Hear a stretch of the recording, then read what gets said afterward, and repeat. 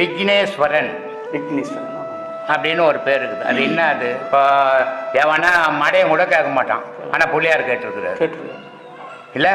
என் எனக்கு வந்து கல்யாணம் பண்ணிங்கன்னா எனக்கு அம்மா மாதிரி அழகாக இருக்கணும் பொண்டாட்டி, இல்லைன்னா எனக்கு கல்யாணம் வேணான்னு கோச்சின்னு போய் கொளுத்தங்கரையில் உட்காந்துட்டாரோம். எவனை கேட்பானா என் அம்மா மாதிரி ஓடணும், கல்யாணம் பொண்ணு மாதிரி ஓடணும் தானே கேட்பான். அழகா இருக்கணும், சொத்து சுகத்தோட இருக்கணும், நிறைய பணம் இருக்கணும்னு இப்போ கேட்டுங்கிறான். முன்னெல்லாம் நல்ல பொண்ணு இருந்தால் போதும்னா, இப்போ நிறைய பணம் இருந்தால் நான் கட்டிக்கிறேன்றான்.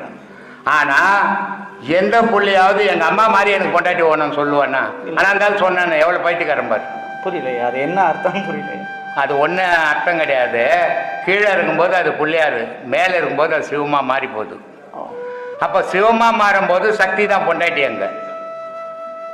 ஓ, விநாயகர் சிவமா சிவ, அதனால தான் விக்னே ஈஸ்வரன்றத, அதுதான் ஈஸ்வரனா மாறுது. இங்கே விநாயகமாக இருக்குது, ஆரம்பமாகுது.